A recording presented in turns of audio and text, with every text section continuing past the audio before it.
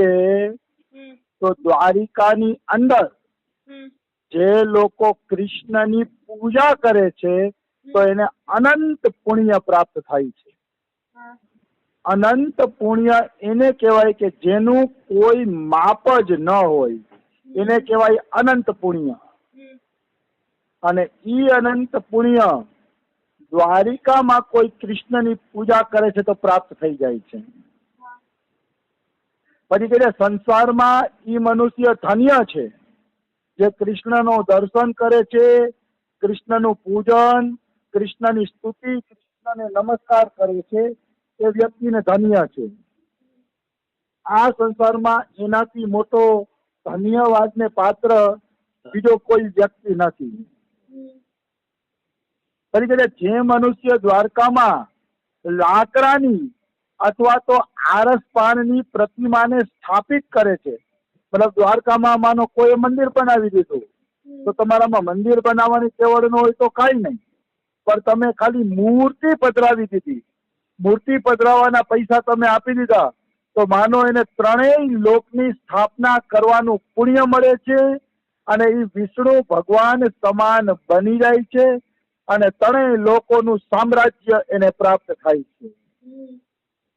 નિશ્ચિત, એમાં કોઈ એટલે કોઈ સંશય નથી.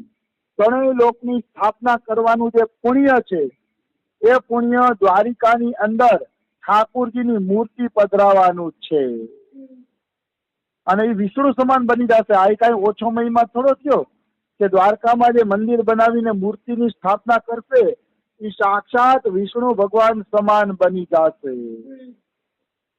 એમાં કોઈ એટલે કોઈ શંકા નથી.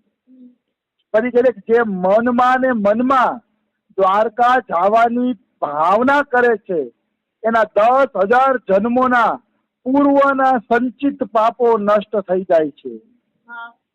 મતલબ 10,000 જન્મોના પાપ આપણા જમા પડ્યા હશે તો ઈ પાપ કેવળ દ્વારિકા જવાની ભાવના કરવાથી નષ્ટ થઈ જાય છે. ભાવના તો કરીએ, મને જવાય કે ન જવાય પછીની વાત છે, પણ ભાવના કરવા માત્રથી આટલા જન્મોના પાપ છે એ ધોવાઈ જાય છે. નિશ્ચિત, એમાં કોઈ શંકા નથી. પછી કહે છે કે જે દેહધારીના મનમાં શ્રી કૃષ્ણના દર્શનનો વિચાર ઉત્પન્ન થાય છે એના મુખ જોવાથી આપણા સેંકડો ટુકડા થઈ જાય છે. પાપના સેંકડો ટુકડા થઈ જશે કોઈ જો દ્વારિકાધીશના ભક્તના દર્શન કરશે. આવી વસ્તુ છે. પછી થોડુંક તો આવી ગયેલું જ આવે છે પાછું કે ગોમતીમાં જે પિંડદાન કરશે એના પિતૃઓનો ઉદ્ધાર થઈ જશે. એ પણ આપણે આગળ લઈ લીધું. અને જે 12ના દિવસે ભગવાન કૃષ્ણની દ્વારકા નગરીમાં જાગરણ કરશે તો એના મુખારવિંદના દર્શનથી પિતરો સહિત જીવ પણ મુક્ત થઈ જશે. પછી કહે કે જે લોકો કૃષ્ણની લીલા ભૂમિમાં જવાની મનથી ઈચ્છા કરે છે, એ કૃષ્ણની લીલા ભૂમિ પછી દ્વારિકા હોય તો ભલે ને વ્રજ હોય તો ભલે ને જગન્નાથપુરી હોય તો ભલે, પણ કૃષ્ણની લીલા ભૂમિમાં જવાની કોઈ મનથી ઈચ્છા કરે છે તો એને યમરાજ પણ એના જે કઈ પાપ હોય છે એને ધોઈ નાખે છે અને યમરાજ પણ એને યમલોકમાં ક્યારેય લઈ જતા નથી. જે કૃષ્ણના ધામમાં જવાની ઈચ્છા કરે છે, ઈચ્છાનું પણ આટલું બધું પુણ્ય છે કે યમરાજા ખુદ એના પાપ ધોઈ નાખશે. એના ચોપડામાં જે પાપ લખાયેલા છે એ યમરાજા છે ને ધોઈ નાખશે. નિશ્ચિત, એમાં કોઈ શંકા નથી. અને કે જીવ જ્યાં સુધી કળિયુગમાં દ્વારકાપુરીના દર્શન નથી કરતો ત્યાં સુધી જ પાપ એના શરીરમાં રહે છે. જેવા એ દ્વારકાના કે ભગવાનના ધામના દર્શન કરશે એના બધા પાપ નષ્ટ થઈ જશે. નિશ્ચિત નષ્ટ થઈ જશે, એમાં કોઈ સંશય નથી. વારંવાર એટલે કહું છું કે શાસ્ત્રની વાતમાં સંશય કરવો જ નહીં, કારણ કે ઋષિમુનિ જે લખી ગયા એ ફાઇનલ છે, નિર્ણય છે, બંધારણ છે આપણું. જેમાં આપણા દેશનું બંધારણ આંબેડકર સાહેબ લખી ગયા અને એ બંધારણને આપણે બધા ફોલો કરીએ છીએ, એવી રીતે શાસ્ત્ર આપણા ઋષિમુનિઓનું બંધારણ છે. એમાં જે લખેલું છે એ અવશ્ય સત્ય થશે. એમાં કિંચિત માત્ર સંશય નથી અને કોઈ સંશય કરશે તો એનો ઉદ્ધાર કદાપી શક્ય નથી. શાસ્ત્રની અંદર જે સંશય કરે છે એનો ઉદ્ધાર હું તો માનું છું કદાપી સંભવ નથી. આવી વસ્તુ છે. ફરી કહે કે જે શ્રવણ નક્ષત્રમાં બારસના દિવસે ગોમતીમાં સ્નાન કરીને દ્વારકાધીશના દર્શન કરે છે એનો નિશ્ચિત રૂપે મોક્ષ થઈ જાય છે. મતલબ એને નિશ્ચિત મોક્ષની પ્રાપ્તિ થાય છે. એમાં કોઈ એટલે કોઈ પણ પ્રકારની શંકા નથી. આવી વસ્તુ છે.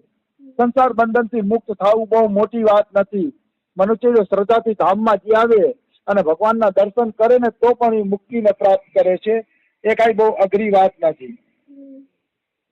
આવી વસ્તુ છે. પછી કહે છે કે કલિયુગમાં વગર પિંડદાને પણ ગોમતીનું પાણી આપવાથી પણ પિતરોની તૃપ્તિ થઈ જાય છે. પિંડદાન કરવાની જરૂર નથી, ખર્ચો કરવાની જરૂર નથી. કેવલ પિતૃઓને પાણી પણ આપી દેશો તો પણ એ પિતૃઓનું તર્પણ એવું થઈ જશે. નિશ્ચિત, એમાં કોઈ શંકા નથી. પછી કહે છે જેને દ્વારકા જઈને કૃષ્ણના મુખારવિંદના દર્શન કરી લીધા એ ક્યારેય પ્રેત થતો નથી, એને નરકના કષ્ટ ભોગવવા પડતા નથી. મતલબ ભગવાનના ધામમાં જઈને કોઈ એક વખત પણ ભગવાનના શ્રદ્ધાથી દર્શન કરી લે છે તો પછી એને પ્રેત બનવું પડતું નથી. પ્રેતય નથી બનવું પડતું અને નરક પણ એને ભોગવવું પડતું નથી. આમાં જો ઘણી વાર ઘણાને પ્રશ્ન થાય કે તો એક વાર તો બધા ધામમાં જઈ આવ્યા હોય તો એ નરકમાં નો જાય, પ્રેત નો બને, થાય શું?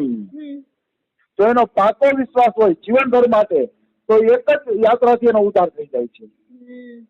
પણ પાકો વિશ્વાસ હોવો જોઈએ.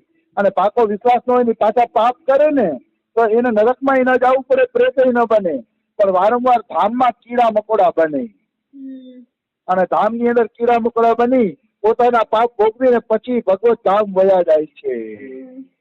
પણ ધામમાં રહેવાનું ફળ એને જરૂર મળે છે, જરૂર મળે છે ને જરૂર મળે છે. એમાં તો કોઈ શંકા છે જ નહીં. એટલે મનુષ્ય દ્વારિકા હું તો કહું મહિનામાં એકાદ વખત જવું જ હોય અને ઈશ્વરના દર્શન કરવા જોઈએ. જો આટલો બધો મહિમા હોય તો એકવાર જરૂર જવું જોઈએ. પછી ભગવાન આપણે આપને આપ બચાવી લેશે. આપણે વિશ્વાસ રાખીને જાસીને તો ભગવાન આપણે પાપોમાંથી આપને આપ બચાવી લેશે. એમાં કોઈ શંકા નથી. પછી કહે છે જો ઘરમાં રહીને પ્રતિદિન કૃષ્ણનું સ્મરણ કરે છે એના કોઈ પાપ રહેતા નથી, બધો પાપ નષ્ટ થઈ જાય છે. ઘરમાં રહીને પણ કોઈ માનો દ્વારકા ના જઈ શકે તો અહીંયા લખ્યું છે ઘરમાં રહીને પણ કૃષ્ણનું સ્મરણ કરશે કે દ્વારિકાનું સ્મરણ કરશે તોય એના બધા પાપ નષ્ટ થઈ જશે. એમાં કોઈ શંકા નથી. પછી કહે છે હે મહાભાગ્યશાળી, કળિયુગ સમાન બીજો કોઈ યુગ નથી, કારણ કે એમાં વિષ્ણુનું સ્મરણ અને કીર્તન કરવાથી મનુષ્ય પરમ પદની પ્રાપ્તિ કરી લે છે.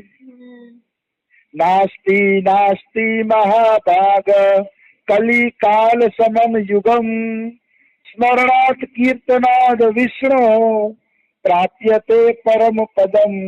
સંસ્કૃત સાથે આપેલું છે કે કળિયુગ સમય કોઈ યુગ છે જ નહીં, કારણ કે કળિયુગમાં કેવલ કૃષ્ણનું કીર્તન અને સ્મરણ કરવા માત્રથી પરમ પદની પ્રાપ્તિ થઈ જાય છે.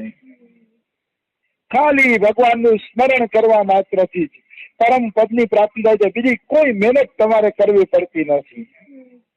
નથી યોગ કરવાનો, નથી જ્ઞાનમાં જવાનું, કોઈ માર્ગ અવલંબન કરવાની જરૂર નથી.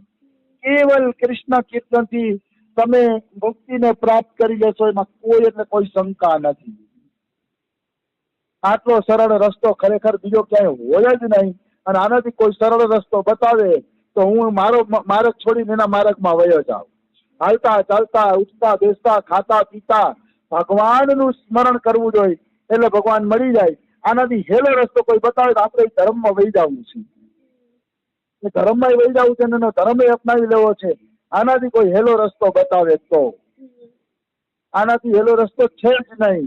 આપણા ઋષિમુનિ બતાવી છે એ રસ્તાથી સહેલો છે રસ્તો કોઈ છે જ નહીં.